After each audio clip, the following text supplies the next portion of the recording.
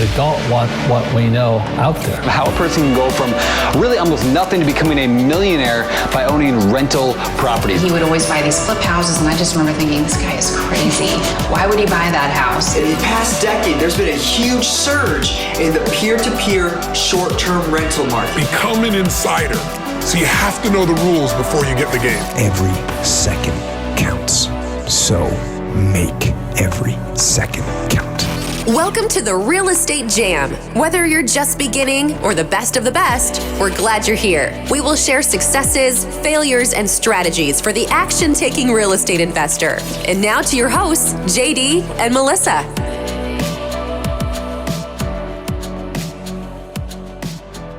Hi guys, welcome to Real Estate Jam Podcast. I'm JD with my wonderfully talented co-host, Melissa. Hello, JD. How are you? Hey, I'm doing great. And this podcast is kind of a long time coming, and I'm super excited. We were able to steal some time. Again, this is Pace's second time. So Pace Morby, thank you so much for coming on our show today. We're really glad to have you back. Thank you. I look forward to hearing you say that intro and you say this is Pace's 300th time on the episode. Yeah. I mean, I know that you have a ton of things going on. I doubt that you'd be able to make it 300 times. Well, I think you guys would be running this podcast for a long time, so you never know. Yeah, that's absolutely right. Yeah. I think this is going to be our 200th episode. Wow. So that's crazy. It'll talk about the number one attribute that a human being should ever have on the planet is consistency. It is the most attractive element of a successful human being. And 200 episodes, if that does not show you consistency, tenacity, commitment, and also how you guys are obsessed with providing value to the real estate industry, like I don't know what else could ever trump 200 episodes. That's so freaking cool. Yeah. It's a battle. A love-hate relationship. I mean, it's the consistency part because there's so much that gets in the way. It's difficult sometimes, but we have to make it happen. It is tough. I mean, you're doing something right when you probably right before you do the podcast, you take a deep breath and then you just do it anyway. Yeah, right. Exactly.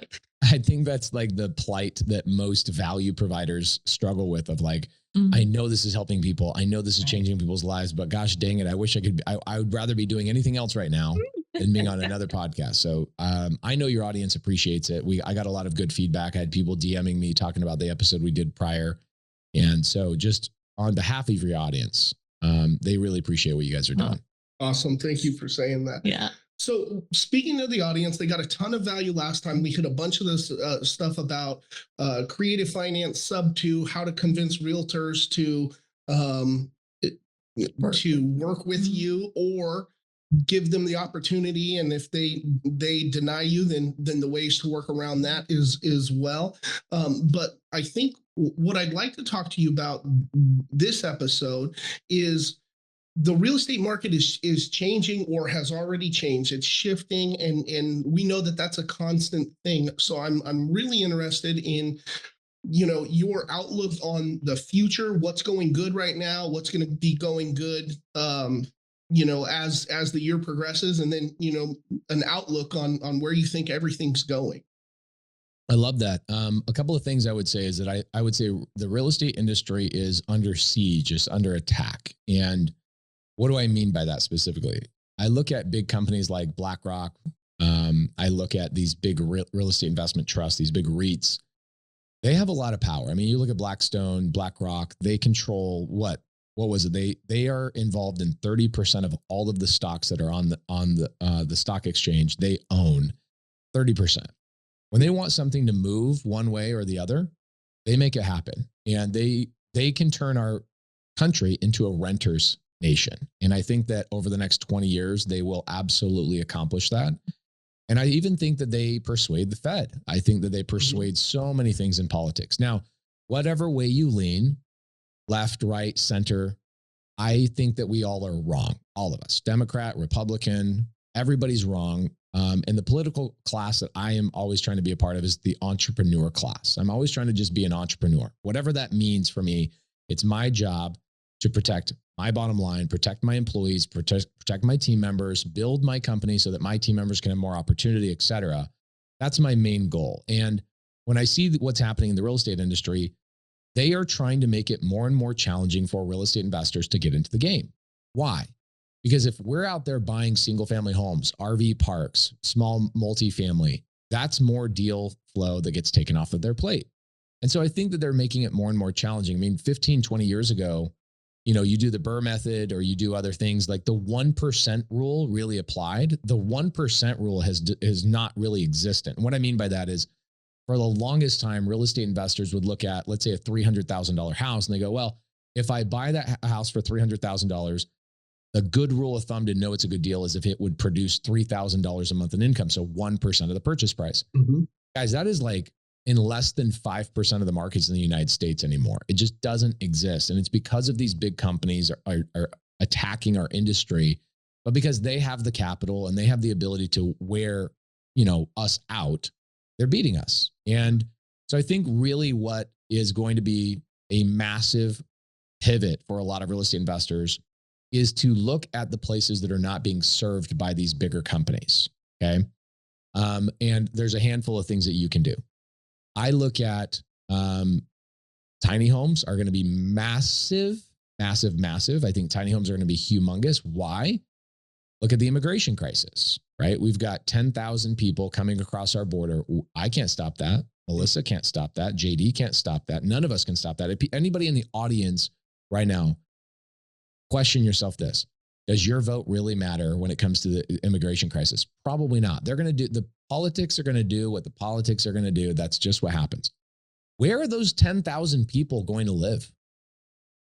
Okay, so the next thing that's going to crush it over the next 10 years is PadSplit or co-living. Okay, if you guys are not up to speed with PadSplit, their website is splitmypad.com. Go check them out.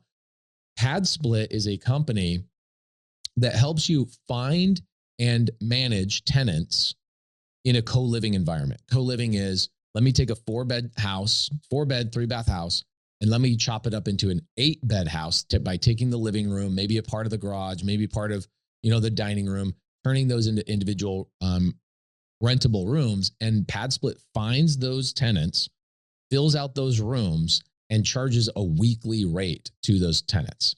Now, this has been around a long time in Miami. It's been around a long time in other third world countries. Did you see recently that New York City is now offering residents, like actual people in New York City, $125 a night to have illegal residents living in their rooms? $125 a night. I'll take that. I'll take that too. Now, I think people will wear thin on that. You don't want somebody you don't know living in your house, right, for especially 3-4 months. But think about your existing rental portfolio. What we're doing in the last couple of months is we went back to our existing rental portfolio and said, what properties that are coming up for lease renewals can we not let those tenants stay there? Instead, let's put an extra $5,000 to $10,000 in these houses, chop up into individual rooms, and amplify our cash flow by renting out the room. Also, on the other side of that coin, when we're looking at new acquisitions, I'd say 60% of the time, our exit strategy is now becoming co-living, PadSplit. And the reason being is, what is the biggest challenge with single family? The biggest challenge with single family is that if one tenant stops paying you, you are now out your entire income for that entire property. Whereas if I have a 4-bed, 3-bath house, I chop it up into 8 bedrooms. If 2 of my tenants, 3 of my tenants, 4 of my tenants stop paying for whatever reason, I still have my mortgage being covered. I still have things. It's basically taking single family and turning it into a multifamily atmosphere, right? And so you're seeing HOAs loosening up. You're seeing real estate investors that are like, man, I've been sitting on the sidelines because I can't make the numbers work. The interest rates are really, really high, 7% still today. Rates just went up last month. People are talking about rates are going down. Or no, they are not. They probably won't go down until July or August of this year. And I don't know that they will go down, but we'll see. Rates went up last month. So real estate investors that have been sitting on the sidelines, realizing inflation's eating up their dollars, have now started to deploy capital again, but looking at a different exit strategy that helps illegal residents, whether you like that or you don't like that. It's your job as an entrepreneur to monetize on whatever the heck is going on in your environment. And they're getting back into the game, and real estate investors are back to the table, chomping at the bit to just buy more deals right now. It's been fun to watch. Yeah, and the affordable living, we've heard a lot about that. That's why a lot of guys are switching from regular single family homes to mobile homes, mobile home communities, and that kind of stuff. What they're really doing is, your average person who's working an average job, the cost to get into a house or the cost to just pay rent in some of these places is so high that not just, immigrants, but regular everyday working people are looking more towards these co-living spaces, because they spend such a little amount of time in their home, and they're out doing things and seeing the area, and they're working and all that kind of stuff, that they just need a place to sleep, and they're happy to pay less rent than you would if you were in your own individual apartment. Oh my gosh. This is such a great conversation. I wish I knew about this a year ago. There's a company, it's actually a nonprofit. The name of the nonprofit is Family First. Okay. And, Family Promise. That's the name of it. Family Promise. We did a big charity fundraiser for them on November 22nd last year as a nationwide community. My community just got together in all 50 states, and we did a big push for them. What do they do? Here's what they do. I mean, they're nationwide, guys. They're a nationwide charity. They've been around for 20 years, but they've had their largest donations in the last 2 years because of what's going on in the environment. What does Family Promise do? Family Promise finds the parents that are working citizens, right? They're at Walmart, they're at Target, they're in a fast food restaurant making $18 an hour, and they've got 2 kids, and they can't afford to live in anywhere, right? You got 2 kids, you got health insurance, you got a car. If you're working, you've got 2 children under, let's say, 5 years old, you got to have daycare, all that kind of stuff. 1 in 30, I don't know if you guys know this statistic. This blew my mind. 1 out of 30 children in our country sleeps in their parents' car, van, RV, et cetera, because they cannot afford housing. 1 in 30 children in the United States. 1 in 30. That means every time I go to the grocery store, I go to Disneyland, I go anywhere, I count 30 kids. 1 of those kids is sleeping in their parents' car. Okay. That shows you how big of a problem this is. And Family Promise, what they do is they go to all their local churches all over the country. It's happening all over the country. And they help these families get a place to live off the street, right? They can't be doing drugs. They can't be having those kind of problems. And that is interesting, because you think people living on the streets or living in their car are having drug-related problems, mental health issues. And for sure, that's a thing, a significant thing. But there's a massive population of people out there nationwide that needs these churches that aren't using their church building from Monday through Saturday to allow these people to sleep in the classrooms and in the auditorium and the gym and all that kind of stuff. So Family Promise does that and helps them get off the street. And then what Family Promise does is works with real estate investors and says, please help us find affordable housing. And what's happened in the last 2 years is Family Promise has deployed, I think, something like 50,000 families into co-living environments, because there's no other environment that they can afford. Right.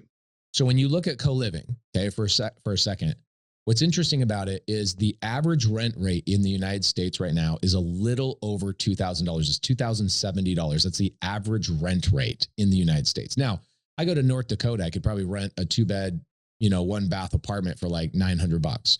But I go to Miami, it's $4,000, or Manhattan, it's $4,000, whatever that might be, right? You take a blended average, it's $2,070 a month is the national average rent.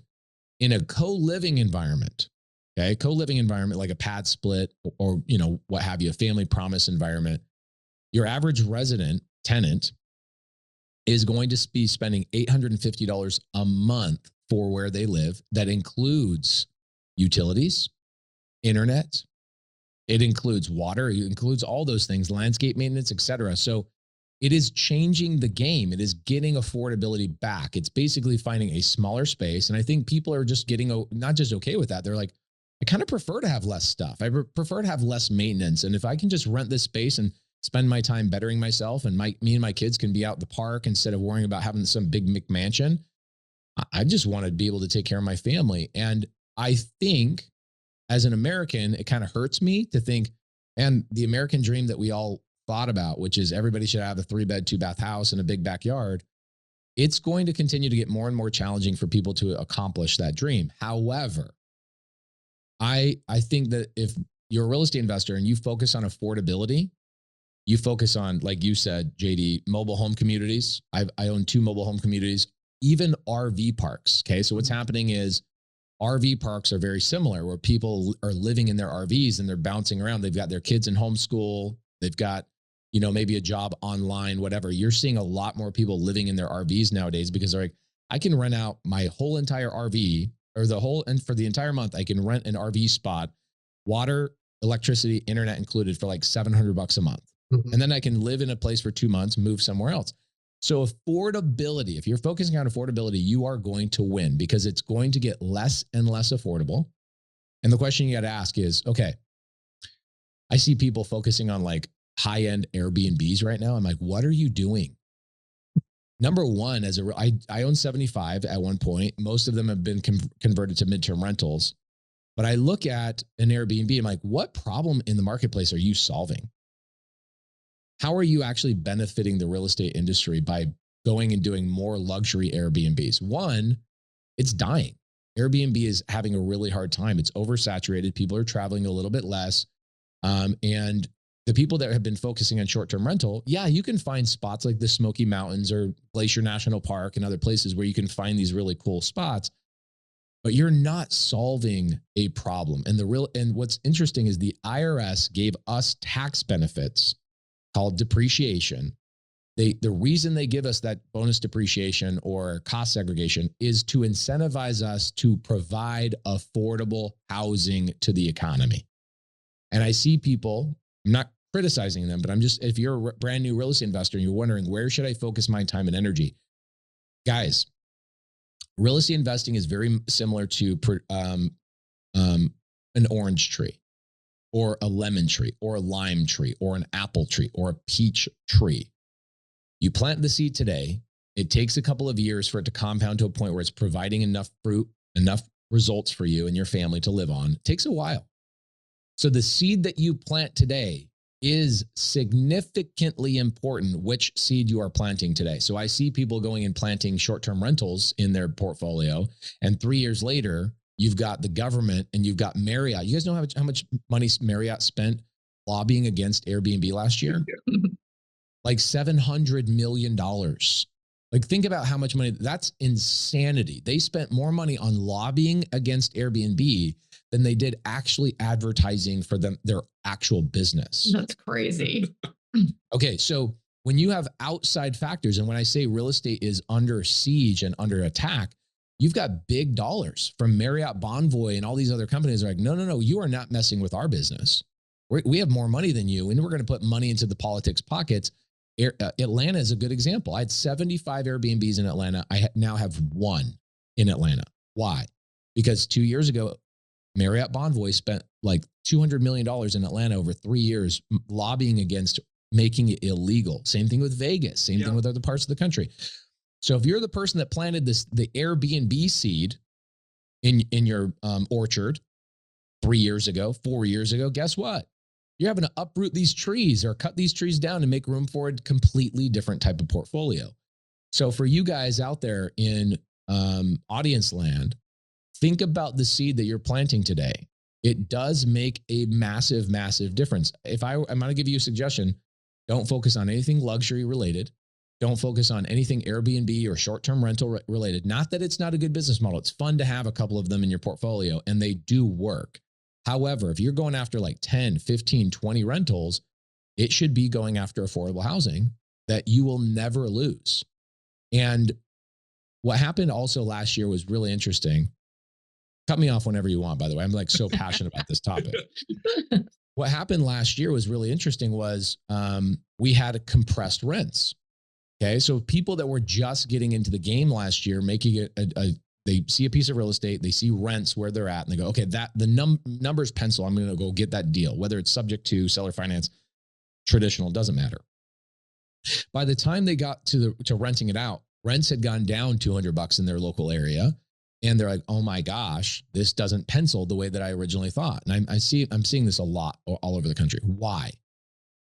Well, because rents surged in 2021, 2022, and now they're coming back just a little bit and they're settling in. Okay, guess what isn't settling? Home price. Co-living, Yeah. affordability. Okay, mobile home parks have gone up. RV parks have gone up. Co-living has gone up. Traditional rentals have gone down. So it's interesting, again, to start thinking about, guys, focusing on Section 8, focusing on those types of things. I also believe, last thing I'll say, and I'll shut the hell up. I think that the government is going to have to spend billions and billions of dollars on affordable housing and incentivizing real estate investors to provide that affordable housing, because the government can't do it. So what's happening is you're seeing, I went to LA the other day and I saw this big building that used to be a hotel. And it just was basically decrepit and fell apart. And the reason why nobody was buying it is because the government basically said, this is a hotel. You cannot turn this into anything but a hotel. You can't turn it into an office building. You can't turn it into an apartment building. You can't do anything. Well, guess what? With all these immigrants coming in, the government's like, all right, we need more affordable housing. We need this, this, and this. They're giving tax credits to people to go and buy these properties that they otherwise would have never let turn into affordable housing. They're now giving people tax credits.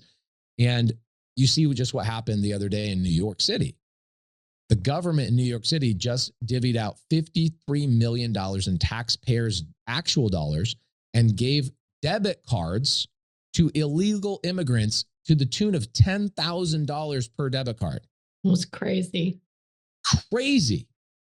And what was more even interesting is that they displaced American children from schoolhouses so that illegal immigrants could live in the schools during the week. And now the kids are back at home doing Zoom. Now, obviously, people are pissed off and they're getting fed up with this, but the government is now looking for other places to deploy these illegal immigrants. They're not going to deport them. Think about the massive lift that would be. It's not going to happen. So where can you make money as a real estate investor? Okay, whether you like to be Democrat, you like to be Republican, none of that matters. There's money to be made because the government is going to print so much effing money. What's going to happen is the states are going to run out of capital and the states are going to ask the government for a bailout. And the federal government's going to come in and deploy, I'm not exaggerating, I think $1 trillion. They're going to print $1 trillion and just focus on giving us as real estate investors subsidies, guaranteed rent payments. I think Section 8, we're going to have like a whole new government program of, if you help put illegal residents in housing, we're going to guarantee you $125 a night. It's already happening. So I can criticize it and hate it and do all that kind of stuff. Or I can say, how do I monetize on this while everybody else is complaining about it? Yeah, that's good. Yeah. Yeah. Which is hard, right? Which is hard. Like as a red-blooded American, who's out there shooting my AR-15 a couple days ago, don't mess with the Second Amendment, don't mess with my gun rights. Yet there's illegal people coming into our government or our country. I have to turn that switch off in my mind and go, all right, these are human beings. How do I provide housing? How do I make sure that they are given a safe and affordable place to live? And more importantly, how can I find out how the government will guarantee my rents for me so I can go and plant this orchard as large as I possibly can to produce as much fruit as I possibly can for not just myself, but also my future generation. So I think people that are going to focus on affordable housing are going to absolutely kill it. Yeah. Well, there's a couple of things with that. So if I'm looking at purchasing my first or my next rental property, I'm all on board with the affordable housing policy. Like in our area, PadSplit's not a thing. I think it's something that would go over really well just because of our economic drivers, where we have a big service industry. We have all those STRs that you're talking about, but the people who work to maintain and clean and keep up with the tourist industry, they're the exact type of people that we're talking about when we say, they need affordable housing. So in our market, how are you, if you don't have some of these big programs that are PadSplit or there's other companies, right? There's other companies. There's a company that went public 15 years ago And PadSplit, the owner, his name is Atticus. I'm friends with them because I've become obsessed with their product. Atticus and I became friends. He used to work for these co-living companies, and the company he used to work for went public. Like there's massive co-living companies all over the country that are humongous. Now they focus on specific industry related stuff, but here's what I'm seeing. I'm seeing people just take the PadSplit model and doing it themselves. They're not worrying about, like, what does PadSplit do for you? PadSplit finds the tenants for you. You can do that on your own. PadSplit manages the tenants for you. You can do that on your own. And then PadSplit kind of just interchanges and kind of monitors the thing. However, PadSplit takes 15% of the gross for management. So think about that. Let's say that I have a property, which I do. I have a property on Ocotillo here in Phoenix. It had, I bought, this is such a great deal. I just closed on it like 30 days ago. I had a seller. Okay. Her name is Monique. She has a 3-bed, 2-bath house, and she had converted a garage into a 1-bed, 1-bath, like studio apartment type of thing. So she essentially had 4-bed, 3-bath, and one of them was like, it's kind of like a duplex, right? She turned her garage basically into a duplex. She separated out the backyard. So the person that has the garage domicile has their own little backyard, which is kind of cool. And she started renting out by the room. I ended up taking over her VA loan, 2.75% interest, just barely 30 days ago. And she handed the keys to me. She was cash flowing a ton. You know what she did? She got a job in a different state, and she's such a brand new real estate investor that she's like, I don't want to manage this out of the state. I just want somebody else to take this house over from me. I'm stressed out about it. I'm like, I'll do that. I'll take it over. We cold called her. She had a ton of equity, and she seller finance. She did sub-2 on like 80% of her loan. The other 20% of her equity, she seller financed at 0%. She's like, here's the keys. And I look at that and I go, man, the house is already set up. I'm just going to take the living room. I'll add another bedroom in the main domicile. That property's bringing in, it's already full. It's bringing like $5,400. My total cost is $2,000. I'm making $3,400 a month net on this one stupid little house. PadSplit. Okay. This is where PadSplit kind of hurts people. And I'm testing this out myself. So PadSplit on that property would take 15% of my gross. Okay. So let's say $5,400 a month.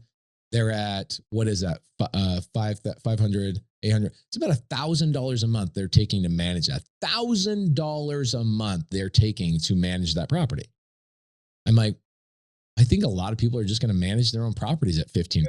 $1,000. Are you kidding me? So I would suggest you guys. So here's what we did. We took this house on Ocotillo. I did not put it on PadSplit, and I wanted to test out, what if my team or myself, I just filled it up myself. So I go on Craigslist, go on Facebook Marketplace. I go to these places that people are looking to rent, and it's all free. And I listed this out, like room by the rent, full, literally 3 days later. Like full, 3 days later. It is so amazing when you just tell somebody you can rent out a room in this house for $850 a month, utilities, internet, all this stuff is included. You don't need PadSplit in order to do PadSplit.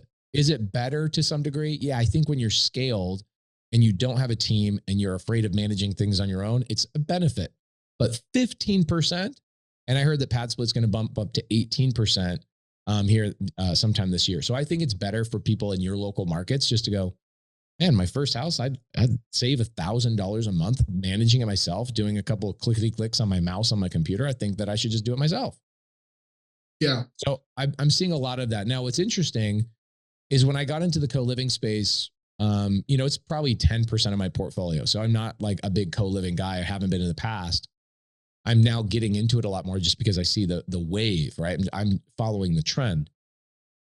Just like a surfer. If I'm a surfer, my job is to follow the wave cycle all over the country if I'm a professional surfer. And that's what I do. I'm following the wave cycles. I'm following what's happening. I can't control the waves. I can't control the moon, but I can control where I go and spend my time and my attention to catch those bigger waves. And so co-living is that thing. The more research I did in co-living, I realized that co-living's been a thing for like 100 years in America. People even in 2008. What happened to all the people that lost their homes? Moved in with their families. There you go. They started shacking up with their friends, and they started doing, renting 2-bedroom, 1-bath apartments, and they were splitting rent. that is what is happening. And it is going to continue to happen. If you just focus on your baseline foundation of your real estate investing portfolio is where everybody goes when the crap hits the fan. If that's you, you'll be fine through all the good times and you will excel in the bad times. Yeah. That's great. I didn't think about any of that like that. So Crazy to think about. yeah. It's just like when you go and you look at your city planning department and you're looking, where is the industry headed? That's really what we're kind of doing. Nobody has a crystal ball, but we can see the writing on the wall, and rents aren't getting cheaper. Houses aren't getting cheaper. We're underbuilt right now for the number of people, and there has to be a solution in this PadSplit co-living space. Affordable housing is really really an awesome strategy. Now, Pace, obviously you have your big community, you have your meetups going, and I'm hoping you can share with our listeners, where is pace.com so they can maybe come and attend some of your meetups that you're doing all over the country, 100+ meetups a year. Can you talk about that a little bit? Yeah, Mike. So my community is nationwide. We're about 30,000 strong in all 50 states. And there's about 150 meetups that happen every single month with or without me. Our community independently runs them because we realize as human beings, we are a herd animal. We want to be around other human beings, right? As much as we, maybe Melissa, she says, hey, look, I'm a little bit of an introvert. Spending all day long with 10 people would probably wear me out. She still craves that human connection all the time, right? We're meant to connect. And somebody like Melissa probably even shines in those environments. And if you're a real estate investor, we realize that Zoom can only do so much. Podcasts can only do so much. A book can only do so much. And at some point, you just need another human being to sit by your side and go, here's how I built my business. Come over to my office. Go on this appointment with me. Watch how I talk to sellers. Watch how I work with real estate agents. Here's the paperwork, right? Like, it's so much easier to lean over somebody's shoulder to watch them fill out the paperwork on buying a deal than it is sitting on a Zoom watching them fill it out on DocuSign, right?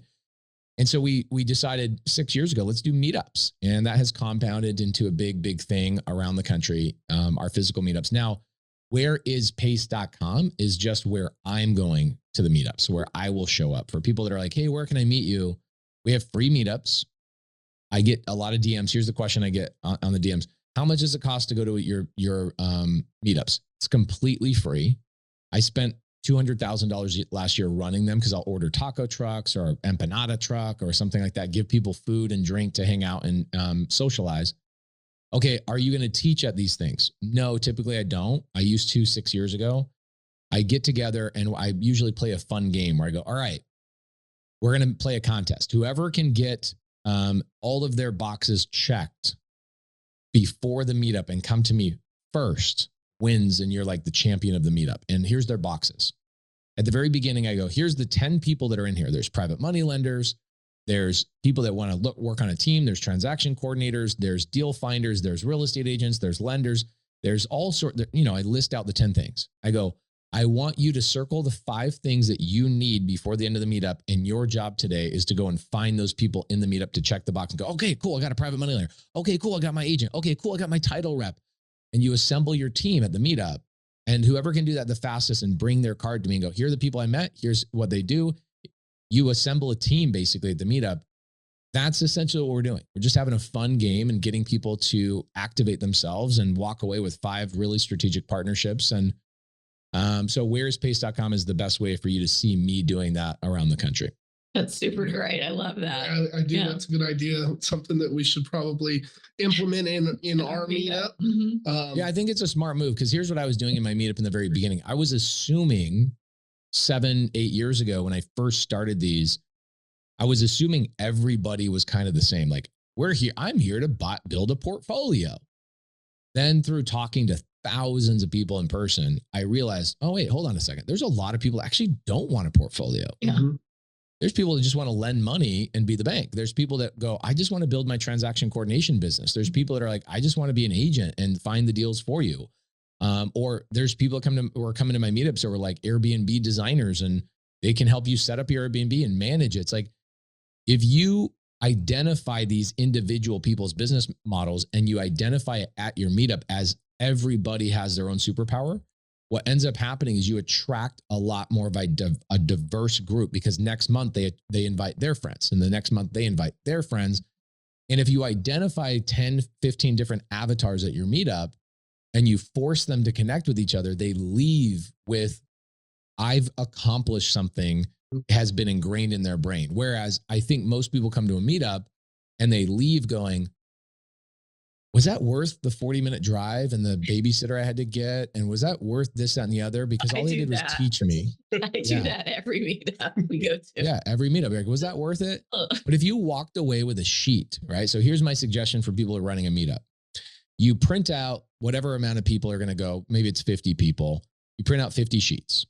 And what you do is you think really long and hard. What are 15 different types of people that are going to show up to this thing? And you fill out 15 different types of people: real estate agent, mortgage officer, hard money lender, private money lender, transaction coordinator, deal finder, right? People that are cold calling, door knockers. And you just keep going on and you list 15 different types of avatars. It's going to be hard. You'll get to 10 really easy. 15's hard. I have 25 that I know of. Okay. I have 25 and I have not been able to stretch past 25 avatars in like 2 years. There's even people straight up, guys, you don't even realize this, that I call them the workers. They're like, I just want to join somebody else's team. Tell me what to do and I'll join your real estate investing. If you're a wholesaler, I'll cold call for you, whatever it is.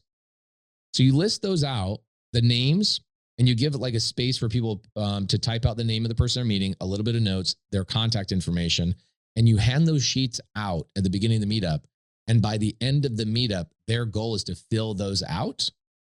Guys, they walk home feeling like, and they can show their spouse, they can show the person that they said, hey, I'm taking 2 hours away from the family tonight. Come home and go, look what I did. I accomplished something super powerful. Look at this sheet of people. I know exactly who to call when I have this or I need that and blah, blah, blah, blah, blah. It is so freaking cool. And it excites them to come back the next month because they're going to fill out another sheet and actually accomplish something. Whereas most people are sitting at a meetup and you're sitting there taking notes. You're like, I could have learned this on YouTube. Why are you just teaching me? Yeah. Give me the ability to connect with other human beings. That's genius. Yeah. That's really good. I want to do that. Do it. Yeah, absolutely. Do it. And then gamify it, right? Come put your own spice, your own flavor on it, right? And you could even do it at some point where you go, this is how we compounded like 500 person meetups. We started telling people, hey, next month, we are going to give an award to the person who invites the most people to the meetup. Okay. And you'll get let's say you have 50 people at the meetup this month. Next month, you'll have 61. Okay. Then the next month you have 74. Then the next month it's 101. Then it starts compounding where you get about 10 of those people are inviting people, right? They're going into Facebook groups. Now, I would also suggest if you're running a meetup, I would suggest having swag, like a $10 shirt people can buy. That's like, make it so people feel like they're part of a tribe, right? Like I'm part of something. Like they shouldn't be going to your meetup. That meetup should be their meetup just as much as it is as yours. And now they feel compelled to bring people to their meetup. Like, hey, come to our meetup, come to our meetup, come to our meetup versus, yeah, JD and Melissa, they run this meetup and they're really great people and da-da-da-da. Or, Pace Morby, he runs this meetup. It's like, they don't know me. Mm-hmm.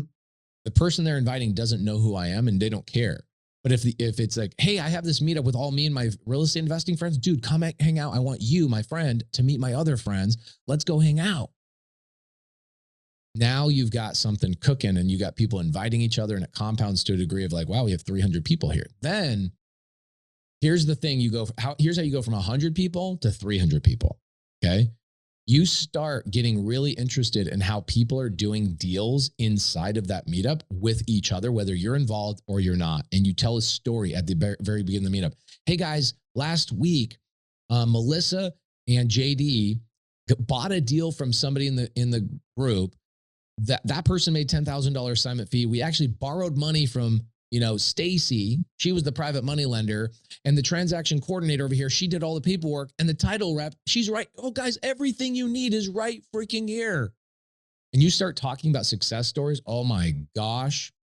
Now those people become kind of superheroes in the group, and then they're excited. They feel like they are adhered, stuck to that group, and they are part of it. Oh, you won't be able to get a big enough building to hold all the people. That's great. Yeah. That is super. That's so great. I love that. I can't say that enough. I want to do that. All of that. It's more work, as you know. Yeah. It's more intentional. Yeah, for sure. But the other thing too, like you look at the Bible, what does the Bible say? But the Bible says, without a vision, the people shall perish. And I say same thing with the meetup. I go, without a structured plan, the meetup will perish. Mm-hmm. And when you're struggling, this was hard for me to kind of point internally and go, the meetup's not successful because I'm not doing something right. These people are looking at me to lead and give them something to hope for and something to be excited for next month. And it was never about a guest. I thought it was. I was like, if I get better speakers. Now the speaker is a way to trick them into coming one time. Yeah. So definitely don't take that off the table. But giving them something of tangible value to walk home with in physical form, a physical piece of paper, will have them driving home thinking about this thing and what to do with it, right? It's like, now I got a sheet of paper. What do I do with this? Like nobody wants to carry on a piece of paper, but it's basically marketing. It's stuck in their car. It's on their desk. They see it over and over and over. It's subliminal marketing all the time to come back to that meetup. And they walk home going, I actually built traction, and subconsciously they want to come back next month, and it compounds and compounds. And then you very quickly realize, I don't need any more speakers. We can just literally play games. I do this there's about 50 games that I play. Melissa, you seem to be liking this. So I'll give you one last piece of advice. So one last piece of advice I wish somebody told me is do anything but talk about real estate, right? People don't want to be just hammered real estate education. They want to connect with other human beings. How do you do that? Well, there's a lot of games we play, but one of my favorite ones is the marshmallow spaghetti game. Have you ever played that game? No. Oh, it's so good. Okay, so it's really cheap. So you get like a couple of bags of 50 of the bigger like Stay Puft marshmallows. Get a couple of those bags, and then you get a couple of bags or like packages of spaghetti. Okay, just dry spaghetti. And you break people up into teams. So for you guys, you have a meetup of 50, 60 people. What you do is you break everybody up into 10 different teams, and they all get a certain amount of spaghetti sticks. They get a certain amount of marshmallows, and they have 20 minutes to build the tallest tower using only spaghetti sticks and marshmallows. And what happens is they're forced to collaborate with each other and get to know each other, and it breaks all of the ice. And if you do that, people are like, oh my gosh, this was so fun. And then you can't get them to stop talking to each other. You can't get them to stop networking with each other. So if you do that game before you have them fill out their sheet of the connections that they're making that night, you will have people crying to you about how you changed their life. I love that. That is way better than all the ones we've gone to where you have to say something about yourself from when you were 5 or one of those stupid things that I hate doing. Then I make just sure play I go to a the game. bathroom. Yeah, that I would. Yeah, we do these. We do funny things. We get people to laugh like really hard. We'll play musical chairs. We'll do all sorts of fun things. Like, we even played Go Fish one time. Where like I don't know, when I was going to church as a young kid, they had this sheet, this like bed sheet, and you'd like throw this fake fishing line over it. And then on the other side, there was people that would like clip things on your hook, and you'd pull it back over. You're like, oh, okay, I got a Snickers bar. I got a whatever, right? So we would do cool little things where I tell my title company, hey, sponsor me like $500. I'm going to get like a hoodie, maybe like a speaker box or this, that, and the other. And everybody is like throwing their hook over to try and get some sort of prize during the night. So what you do is you're like, okay, if you want to turn going fish and seeing what kind of prize you can get, and then make them cool prizes, like have the title company, because my title company give me $1,000 a month. They'll go, you got a budget of $1,000 a month, spend it on whatever. Sometimes I would just give away straight up $100 bills. Mm-hmm. Other times when I didn't have a lot of time. Other times when I actually got people on my team to help manage it, it's like, what are some cool things that people really want? And I would do stuff like an iPhone 1 month, or this or that, or like something really cool and tangible. Not some tchotchke, like some cheap tchotchke thing, but like something really cool, right? And a camera. Like we've gotten cameras, we've gotten companies sponsor us for cameras. We just buy a bunch of cool things on Amazon, like how to set up your own podcast studio. So we get like a ring light or like a phone holder or whatever else. And people, here's how they get a turn. If their team wins the spaghetti challenge, everybody on their team gets a chance to win one of the prizes. So you make it so the title company's sponsoring the prize thing. Everybody's fighting to win the spaghetti challenge, and there's actually there's high stakes, right? It's like, dude, there's 1,000 prizes at stake here, and your team all gets a chance to throw their hook over the sheet to pull whatever prize. You just make it fun, and you make the title company pay for it, right? Right. I'm going to call her when we get off. Yeah. Yeah, that's awesome. Well, Pace, Thank you. That was so much great info. Yeah. There's a wide-ranging conversation. We really appreciate you making time for us. I think last time we sent people to your Sub2 community. Do you have some place if people wanted to connect with you, find out more about what you're doing? You know, should we send them to your YouTube channel, your Instagram? Where should they connect with you? First and foremost, go to JD and Melissa and just thank them for putting this together. Guys, I can tell you, putting a podcast together is hard. It's exhausting. It's a lot of planning. I would say 10% of the work is actually doing the podcast itself. And when you realize the other 90% is planning, structuring this, promoting, it's so much harder than you think to provide value to people. And I'm not complaining. I'm just wanting to highlight to the audience that you guys need to stop for a moment, take a moment of your day, send a message of gratitude, because I always tell people, if you want to open up a door and that door's locked, so build a relation, you want to build a relationship with somebody who has some influence and you want to collaborate with those people, and that person doesn't seem to want to hang out with you because you don't bring much value. The best thing you can do to get that person's attention is to give them gratitude and say, thank you so much for the stuff you do. It's changed and impacted my life. That gets me to pay attention to somebody versus somebody's like, hey, Pace, I'm really interested in your stuff. Can we sit down and have a cup of coffee? Okay. Or you could say, hey, Melissa, JD, your guys' podcast changed my freaking life. Thank you so much. Thank you so much. Like, you guys will look at that message way faster than somebody that sends you a message and says, hey, can I pick your brain? Yeah. Right. For sure. So audience land, please take the time, go to Melissa, go to JD, let them know how much you appreciate them, you love them, and you want them to go to episode 400. And secondly, go to whereispace.com. You can see where I am around the country. I have nothing to sell. I have nothing to promote. I just want to hang out and see other people change their lives the way that real estate changed my life. That's fabulous. Thank you. Thank you so much, Pace. Thanks, Pace. Have a good one. Thank you, guys. I appreciate you. And I'll see you on episode number 3. Thank you so much. Thank you for listening to the Real Estate Jam. We hope you enjoyed today's episode. For more information, check out our website, therealestatejam.com, or find us on Instagram, Facebook, and Twitter at The Real Estate Jam. If you have any questions, feel free to drop us an email at therealestatejam@gmail.com. See you next episode.